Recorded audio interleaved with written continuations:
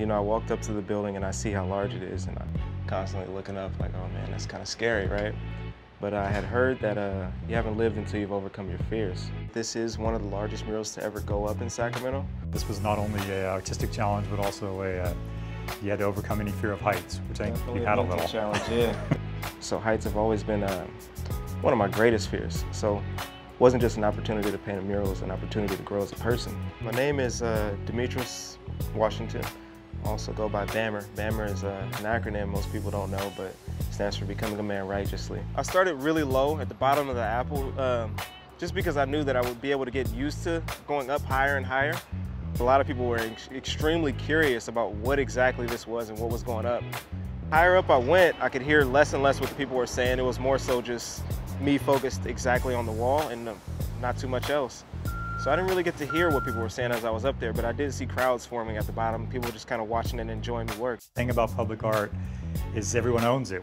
It was definitely a really big guessing game as I was painting it. Some were encouraging, some were challenging, to say the least. I don't think most people know what it means the first time they see it, but that's okay, you know, if it gets people talking about where does health happen, how does it really happen. I think the biggest challenge for doing the shading and everything was actually operating the machine and still keeping my mind on the artwork. As I was finishing up with the pomegranate, there was one really scary moment when I had the speed turned up on the machine when I was going down. And so as I was going down, I kind of lifted up off my feet for a brief second, and I'm just like, oh man, holding on tight. It caused for a lot of growth, both mentally, physically, and even spiritually, I would say, you know? Just kind of keeping faith that I won't fall off the machine. The size and scale of the pin drops that Demetris has illustrated underscores the size and scale of the campaign and the programs of Health Happens Here. Health for All is a strong value statement at a time when, as a society, we're still debating Obamacare, even as it's expanding health care to millions of people. And it's like by the time I got to the top of the apple, it didn't seem so high at all. And then I moved up to the soccer ball and it seemed even shorter just because I had already gotten used to the height of the apple. And finally on up to the orange, which was the highest point.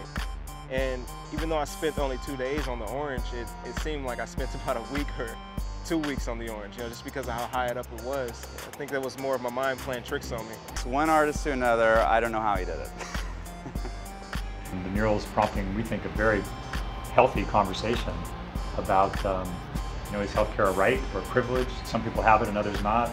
Should your wealth determine your health, or is it, you know, more of a basic human right? I think it's definitely getting people to ask the question, what does Health Happens Here mean? It's not just happening in a hospital, it's actually happening where you live, where you go to school. Amplifying the voice of a community is one of the ways in which you build a healthier community. I'm an artist on a journey, and I just completed this large-scale mural.